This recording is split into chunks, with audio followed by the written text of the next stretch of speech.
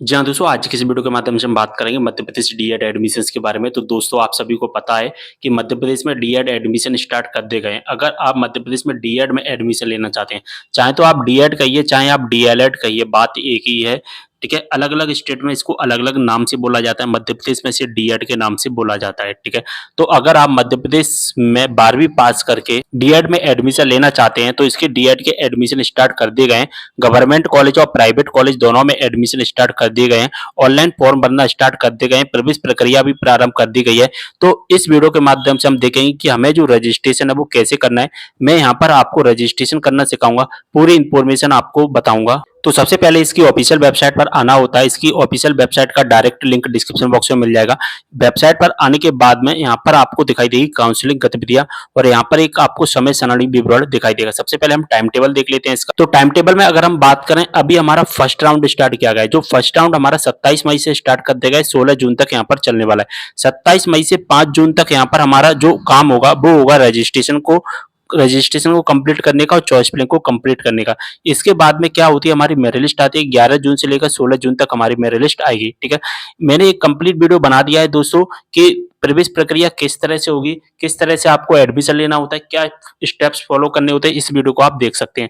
लेकिन जो आज की इस वीडियो के माध्यम से हम सीखेंगे रजिस्ट्रेशन करना, कि हमें रजिस्ट्रेशन कैसे करना है। तो रजिस्ट्रेशन करने के लिए आपको इसकी ऑफिशियल वेबसाइट पर आकर यहाँ पर एक फर्स्ट नंबर पर एक स्टेप दिखाई देगा, लिंक दिखाई देगा, इस पर क्लिक करना है। 27 मई से 5 जून तक रजिस्ट्रेशन कर पाएंगे। 50 रुपए का आपको फीस देना पड़ेगा, यानी कि आपको जो रजिस्ट्रेशन का चार्ज देना है 50 रुपए। जैसे आप रजिस्ट्रेशन कंप्लीट कर लेते हैं, रजिस्ट्रेशन कंप्लीट करने के बाद आपको चॉइस फिलिंग करनी होती है। सेकंड नंबर पर ही लिंक दिया गया है चॉइस फिलिंग को करने का, जो कि चॉइस फिलिंग करने की जो फीस रखी गई है वो 100 रुपए फीस रखी गई है। यानी कि रजिस्ट्रेशन प्लस चॉइस फिलिंग का जो काम होता है वो केवल 150 रुपए का होता है।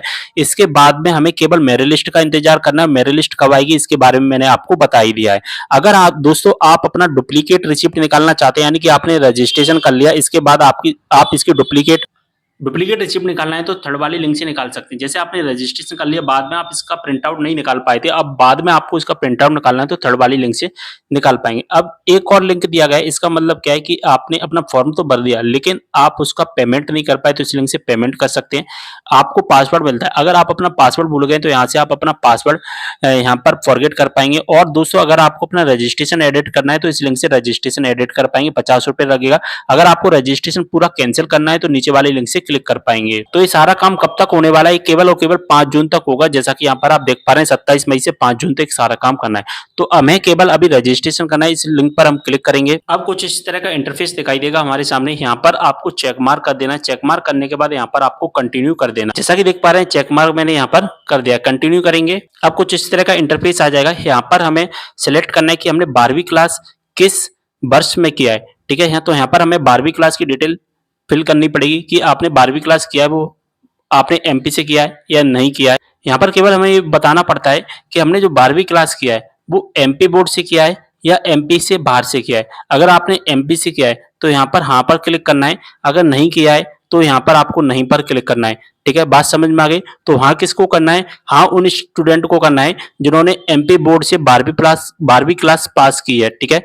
और इसके अलावा अदर बोर्ड से किया है, जैसे कि यहाँ पर अदर स्टेट वाले हो गए, तो अदर स्टेट वाले स्टूडेंट को यहाँ पर क्या सिलेक्ट करना है, नहीं सिलेक्ट करना पड़ेगा, ठीक है। बात समझ में आ गई। अब यहाँ पर जैसा कि देख पा रहे हैं कि माध्यमिक शिक्षा मंडल भोपाल मध्य प्रदेश से केवल माध्यमिक शिक्षा मंडल कौन सा बोर्ड होता है, MPBSE। बात समझ में आ गई, ठीक है। और यहाँ पर 12वीं क्लास की डिटेल हमें फिल करनी होती है, क्योंकि जो डीएड में जो एडमिशन होता है ना वो केवल 12th बेसिक पर ही होता है। 12th के आधार पर ही हम 12 जो कि डीएड में एडमिशन ले सकते हैं। हम यहाँ पर क्लिक करेंगे। जैसे हम यहाँ पर क्लिक करते हैं कुछ इस तरह का इंटरफेस आ जाएगा। यहाँ पर हमें 4 डिटेल फिल करनी पड़ेंगी। सबसे पहले आपने 12वीं क्लास कब किया है, 12वीं क्लास के बोर्ड का नाम। इसके बाद में हायर एजुकेशन का जो रोल नंबर फिल करना है। इसके बाद में आपको अपनी मम्मी का नाम फिल करना है और जो मदर नेम फिल करना है। जो 12वीं क्लास की मार्कशीट में जो मदर नेम लिखा है वही आपको मदर नेम फिल करना है। तो 12वीं क्लास किस वर्ष में पास किया है वो यहाँ पर आपको सिलेक्ट कर लेना है, ठीक है। तो जो भी आपका वर्ष होता है वो सिलेक्ट करना। 12वीं क्लास का रोल नंबर यहाँ पर आपको फिल कर देना है। इसके बाद किस बोर्ड से किया है वो यहाँ पर बोर्ड दिखाई दिया है। यहाँ पर आपको एक ही बोर्ड दिखाई देगा, बोर्ड ऑफ सेकेंडरी एजुकेशन, ठीक है। क्योंकि हमने यहाँ पर क्लिक किया। अगर आप नहीं पर क्लिक करेंगे तो आपको बहुत सारे बोर्ड दिखाई दे जाएंगे। यहाँ पर आपको नेम डालना है, कैप्चा कोड का आंसर डाल देना है, चेक डिटेल कर देना है। अब हमारे सामने हमारी डिटेल आ जाएगी 12वीं क्लास की, ठीक है। अगर यहाँ पर सही डिटेल दिखाई दे रही है तो आपको verify detail and proceed to registration पर क्लिक कर देना है। अब हमारे सामने हमारा फॉर्म ओपन होकर आ जाएगा। सबसे पहले हमारी दिखाई देगी पर्सनल डिटेल, ठीक है। तो पर्सनल डिटेल में हमें क्या करना है, हमारा जो नाम होगा और सरनेम होगा, ये हम एडिट नहीं कर पाएंगे, मदर्स नेम एडिट नहीं कर पाएंगे, फादर्स नेम एडिट नहीं कर पाएंगे, क्योंकि ये डिटेल ली गई है वो 12वीं क्लास से ली गई है, ठीक है। यहाँ पर हमें अब क्या करना होता है, केवल डेट ऑफ बर्थ फिल करनी है, जो कि 10वीं क्लास के आधार पर हमें फिल करनी है, यानी कि 10वीं क्लास की मार्कशीट में जो भी डेट ऑफ बर्थ है वो यहाँ पर फिल करनी है। इसके बाद यहाँ पर आपको सिलेक्ट करना होता है कि आपका जो पुरुष है या महिलाएं, वो आपको फिल करना है। तो यहाँ से हम सिलेक्ट कर लेते हैं पुरुष। इसके बाद 10वीं क्लास की मार्कशीट के आधार पर हम यहाँ पर डेट ऑफ बर्थ फिल कर देना, जो भी आपकी डेट ऑफ बर्थ होती है, ठीक है। इसके बाद धर्म आपको सिलेक्ट कर लेना है, जो भी आपका धर्म होता है, हिंदू, क्रिश्चियन, जैन, मुस्लिम, सिख या अदर्स, जो भी आपका धर्म है। इसके बाद में आपको सिलेक्ट करना होगा मध्य प्रदेश के आप मूल निवासी हैं या नहीं, तो आपको मध्य प्रदेश यहाँ पर सिलेक्ट करना है। इसके बाद में आपको दो ऑप्शन दिखा, तो दो ऑप्शन में से आपको क्या सिलेक्ट करना है, एक तो स्वघोषित प्रमाण पत्र, एक प्रमाण पत्र। तो यहाँ पर आपको प्रमाण पत्र पर क्लिक करना है। अगर आपके पास में मूल निवासी है, अगर मूल निवासी नहीं है तो फिर स्वघोषित प्रमाण पत्र पर क्लिक करना होगा। तो हम यहाँ पर प्रमाण पत्र पर क्लिक कर देते हैं। जैसे ही प्रमाण पत्र पर हम क्लिक करेंगे, हमसे डिटेल मांगेगा कि हमारा प्रमाण पत्र कब बना, ठीक है, प्रमाण पत्र कब बना, ठीक है। यहाँ पर तारीख डालनी होगी कि हमारा मूल निवासी प्रमाण पत्र कब बना, मूल निवासी प्रमाण पत्र का नंबर, और हमारा जो मूल निवासी प्रमाण पत्र कौन से जिले से बना, जिले का नेम यानी कि मुख्यालय स्थान, जैसे कि हमारा ग्वालियर से बना है या ग्वालियर के अंदर डबरा आता है, ठीक है, दतिया आता है, यानी कि आपका जो कस्बा है या आपका टाउन है या मतलब जहां से बना है वो जगह का नाम यहाँ पर फिल करना है। जैसे कि हमारा ग्वालियर से बना है तो ग्वालियर यहाँ पर फिल कर देते हैं। इसके बाद में उस अधिकारी का नाम यहाँ पर डालना है कि जिसने बनाया है, ठीक है। यहाँ पर आपको अधिकारी देखिए तहसीलदार, नायब तहसीलदार, एडिशनल तहसीलदार, तो ये आपको पता होगा कि आपका किसने बनाया है, या आपके मूल निवासी प्रमाण पत्र पर भी लिखा रहता है, ठीक है। यहाँ से आपको अपनी कैटेगरी सिलेक्ट कर लेनी है, जो भी आपकी कैटेगरी होती है, यूआर, एससी, एसटी, ओबीसी। अगर आप यूआर सिलेक्ट करोगे तो आपसे कोई भी जाति प्रमाण पत्र की डिटेल नहीं मांगी जाएगी। अगर यहाँ पर आप ओबीसी, एससी, एसटी सिलेक्ट करते हैं तो यहाँ पर आपको अपनी जाति प्रमाण पत्र की डिटेल देनी पड़ती है कि जाति प्रमाण पत्र का नंबर, जाति प्रमाण पत्र कब बनाए, जाति प्रमाण पत्र कहाँ से बनाए, ये सारी डिटेल आपको फिल करनी पड़ेगी। साथ ही आपका जो जाति प्रमाण पत्र किसने बनाया है वो भी डिटेल यहाँ पर आपको देनी पड़ेगी, जैसा कि यहाँ पर आप देख पा रहे हैं, ठीक है। ये ऑप्शंस केवल ओबीसी, एससी, एसटी के केस में दिखाई देता है, ठीक है। तो यहाँ पर हम सिलेक्ट कर लेते हैं। इसके बाद आपको अपने परिवार की वार्षिक आय देनी पड़ेगी। अब वार्षिक आय कहाँ से मिलेगी, तो आपने एक इनकम सर्टिफिकेट बनवाया होगा, इनकम सर्टिफिकेट, जो भी इनकम सर्टिफिकेट में आय लिखी है उसी आय को यहाँ पर डालना है, जिसे हिंदी में हम आय प्रमाण पत्र कहते हैं, तो वो यहाँ पर फिल कर देना है, ठीक है। इसके बाद में क्या आप भूतपूर्व सैनिक हैं, तो हाँ या ना सिलेक्ट करना पड़ेगा। क्या आप डिसेबिलिटी है यानी कि आप विकलांग हैं, हाँ ना सिलेक्ट करना पड़ेगा। इसके बाद में क्या आप शासकीय शिक्षक हैं, अगर शिक्षक हैं तो हाँ सिलेक्ट करना, अन्यथा इसको नो क्लिक कर देना है आपको। इसके बाद डिटेल पूछी जाएगी हमारी एजुकेशनल डिटेल।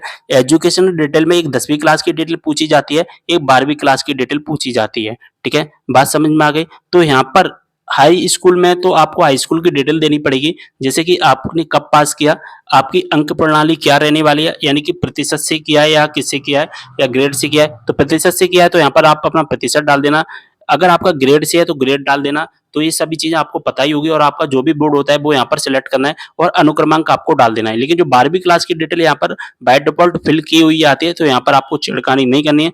चुने में आपको सिलेक्ट कर लेना है कि आपने किस विषय से 12वीं क्लास को पास किया है। तो यहाँ पर बहुत सारे बोर्ड आएगा, जिस बोर्ड से आपने 10वीं क्लास पास किया है वो यहाँ पर हम सिलेक्ट कर लेते हैं, ठीक है। तो 10वीं क्लास में हमें सभी बोर्ड दिखाई देंगे, लेकिन 12वीं क्लास में हमें एक ही बोर्ड दिखाई देता है। ये सब डिटेल फिल करने के बाद में यहाँ पर आपको अपना सिलेक्ट कर लेना है कि आपने 12वीं क्लास किस संकाय से किया है, जैसे कि मैथ या बायोलॉजी से किया है, या आपने आर्ट से किया है, कॉमर्स से किया है, वो आपको यहाँ पर सिलेक्ट करना पड़ेगा, ठीक है। यहाँ पर अगर आपका नाम नहीं दिख रहा है तो विशेष संकाय पर क्लिक कर देना, ठीक है। इसके बाद में आपको क्या करना है, अपना एड्रेस फिल करना है, ठीक है। तो जो भी आपका एड्रेस होता है वो एड्रेस फिल कर देना, ठीक है। बहुत सिंपल है एड्रेस फिल करना, वो तो आप फिल कर ही लोगे। बस यहाँ पर आपको अपना मोबाइल नंबर जरूर डाल देना है। अगर आपका मोबाइल नंबर नहीं तो फिर आपके पास वेरिफिकेशन कोड नहीं आएगा, तो वेरिफिकेशन कोड के लिए मोबाइल नंबर देना जरूरी है। अगर आपके पास ईमेल आईडी नहीं है ना, तो ईमेल आईडी को छोड़ देना, कोई दिक्कत वाली बात नहीं है, लेकिन आपको अपना मोबाइल नंबर तो देना ही पड़ेगा, ठीक है। इसके बाद में आपको अब क्या करना है, एक बात ध्यान और रखना कि आप जो भी जिला सिलेक्ट करोगे उस जिले में आपकी जो भी तहसील होती है वो तहसील आपको कुछ इस तरह की दिखाई देगी, तो आपको अपनी तहसील भी सिलेक्ट करना पड़ेगा। अब आपको अपना फोटो अपलोड करना है, आपको फ़ोटो ही अपलोड करना है, केवल और केवल आपको अपना फ़ोटो अपलोड करना है, ठीक है? यहाँ पर साइन अपलोड नहीं करना है, केवल और केवल आपको अपना फ़ोटो अपलोड करना है। फ़ोटो का साइज़ क्या रहना चाहिए? 10 केबी से लेकर 100 केबी के बीच में हमारा फ़ोटो का साइज़ रहना चाहिए। इस बात का ध्यान रखना, कितना साइज़ रहना चाहिए? 10 केबी से 100 केबी के बीच में हमारा साइज़ रहना चाहिए और यहाँ पर फ़ोटो अपलोड कर यहाँ पर देख पा रहे हैं मैंने यहाँ पर फ़ोटो सिलेक्ट कर लिया है। सिलेक्ट करने के बाद यहाँ पर कैप्चा कोड डाल देना, ठीक है? जो भी कैप्चा कोड का आंसर होता है वो डाल देना है। यहाँ से चेक मार्क कर देना है और उसके बाद सेव एंड नेक्स्ट कर देना है। मैंने ये सभी चीज़ें फिल कर ली हैं जैसा कि देख पा रहे हैं। इसके बाद सेव कर देते हैं हम। अगर हमारे सामने ये फ़ोटो अपलोड करते समय इस तरह का इंटरफ़ेस आता है कि प्लीज़ अपलोड प्रॉपर फ़ोटो, तो इसका मतलब है कि हमने जो फ़ोटो अपलोड किया है या तो उसका साइज़ गलत है या फिर उसका डायमेंशन गलत है, या तो उसका साइज़ गलत है या फिर उसका डायमेंशन गलत है। दोनों चीज़ों में से अगर कुछ भी गलत होगा तो फिर फ़ोटो अपलोड नहीं होगा। आपको सही साइज़ का और सही डायमेंशन का फ़ोटो सिलेक्ट करना पड़ेगा। जैसे ही हम अपना एक प्रॉपर फ़ोटो अपलोड कर देते हैं, हमारे सामने इस तरह का इंटरफ़ेस आ जाएगा। यहाँ पर हमारा एप्लीकेशन नंबर आ जाएगा और यहाँ पर दिखाई देगा application number has been submit successfully. इस एप्लीकेशन नंबर को नोट डाउन करके रख लेना, नहीं तो फिर आपको भविष्य में परेशानियों का सामना करना पड़ सकता है। अगर दोस्तों आपको अपना फ़ोटो अपलोड करना नहीं आता है, ठीक है, यानी कि उसका साइज़ बनाना आपको नहीं आ रहा है, तो आप मुझे कमेंट करना, मैं अलग से वीडियो अपलोड कर दूँगा जिसमें मैं आपको बताऊँ कि हमें अपना साइज़ फ़ोटो का 1 मिनट में ही कैसे बनाना है, ठीक है। चलिए यहाँ से हम ओके करेंगे। अब हमें अपना कुछ डॉक्यूमेंट है वो सबमिट करना है, 10वीं की मार्कशीट, 12वीं की मार्कशीट और डोमिसाइल सर्टिफिकेट। अगर आप ओबीसी, एससी और एसटी के स्टूडेंट होंगे तो यहाँ पर आपसे जाति प्रमाण पत्र भी माँगा जाएगा और इनके जो साइज़ रखे गए हैं वो रखे गए हैं 50 से 200 केबी, ठीक है। 50 से 200 केबी के बीच में ही आपको अपलोड करना है, इस बात का भी आपको विशेष ध्यान रखना है। चॉइस फाइल पर क्लिक करना, जहाँ पर भी आपका फ़ोटो है सेलेक्ट कर लेना, यानी कि डॉक्यूमेंट है वो सेलेक्ट कर लेना। सेलेक्ट करने से पहले अपने डॉक्यूमेंट की साइज़ बनाकर रखना 200 केबी तक। अगर आपको डॉक्यूमेंट की साइज़ बनाना नहीं आ रहा है तो मुझे कमेंट करना। हमारा जहाँ पर भी डॉक्यूमेंट होता है वहाँ पर सेलेक्ट करना है, अपलोड पर क्लिक करना है, इसके बाद अपलोड हो जाता है। इसी प्रकार से हमारे जो भी डॉक्यूमेंट होते हैं अपलोड करते जाना है हमें। इसके बाद यहाँ पर हम देख भी सकते हैं कि हमारे डॉक्यूमेंट कैसे अपलोड हुए हैं, जहाँ पर जो ब्लू कलर में जो लिंक है, इन लिंक पर क्लिक करके अपने डॉक्यूमेंट भी चेक कर सकते हैं। इसके बाद यहाँ पर चेक मार्क कर देना है, वैलिडेट इन्फॉर्मेशन पर आपको क्लिक कर देना है, ठीक है। जैसे यहाँ पर आप क्लिक करेंगे आपके सामने कुछ पॉपअप विंडोज आएंगे, 4 बार विंडो आएंगे, इन पर 4 बार ओके करना होगा आपको। इस बात का आपको ध्यान रखना है, 4 बार यहाँ पर ओके कर देना। इसके बाद में आपके सामने इस तरह का इंटरफेस आए और यहाँ पर आपको दिखाई देगा कि रजिस्ट्रेशन की प्रक्रिया पूर्ण करने के लिए प्रोसीड टू पेमेंट बटन पर क्लिक करना है। अब हम ओके कर देंगे यहाँ से। जैसे हम ओके करते हैं हमारे रजिस्टर्ड मोबाइल नंबर पे एक ओटीपी आया हो, उस ओटीपी को यहाँ पर डाल देना। इसके बाद प्रोसीड टू पेमेंट पर क्लिक कर देना। अगर दोस्तों अपने फॉर्म को आप एडिट करना चाहते हैं तो एडिट एंड अपडेट पर क्लिक करके अभी एडिट कर सकते हैं, फिर बाद में एडिट नहीं होगा, ठीक है। तो प्रोसीड टू पेमेंट बटन पर क्लिक करके 50 रुपये का हमें पेमेंट कर देना है। हमने ओटीपी फिल कर दिया, प्रोसीड टू पेमेंट पर क्लिक करेंगे। इसके बाद हमारे सामने इस तरह का इंटरफेस आ जाएगा, जिसके माध्यम से हमें पेमेंट करना है उसके माध्यम से पेमेंट कर देना। Net banking, debit, credit card, UPI wallet, जिसके माध्यम से भी करना है उसके माध्यम से आप पेमेंट कर सकते हैं। तो चलिए यहाँ से हम अपना पेमेंट करेंगे। पेमेंट करने के लिए यहाँ पर हमें 50 रुपये का पेमेंट करना है, सबमिट कर देना। चलिए पेमेंट कर देते। पेमेंट होने के बाद हमारे सामने इस तरह का इंटरफेस आ जाएगा, ठीक है। यहाँ पर हमारा रजिस्ट्रेशन नंबर आ जाएगा जो कि हमारे पास पहले ही आ चुका था, लेकिन हमने जो भी पेमेंट किया उस पेमेंट की डिटेल हमें दिखाई दी जाएगी। अब दोस्तों क्या करना है, सबसे नीचे आ जाना है। जैसे ही हम सबसे नीचे आ जाते हैं, इसके बाद में सबसे नीचे आने के बाद इसका प्रिंट आउट हमें निकाल लेना है। जैसा कि देख पा रहे हैं यहाँ पर प्रिंट का आइकन दिखाई दे रहा है, इस पर क्लिक करके इसका प्रिंट आउट निकाल लेना। अब दोस्तों हमें चॉइस फिलिंग का इंतजार करना है। जैसे चॉइस फिलिंग स्टार्ट हो जाएगी मैं आपको वीडियो के माध्यम से बता दूंगा। तो वीडियो को शेयर कर देना है सभी की। कोई भी डाउट हो कमेंट करना। मिलते हैं अगले वीडियो में एक और जानकारी के साथ, तब तक के लिए बाय।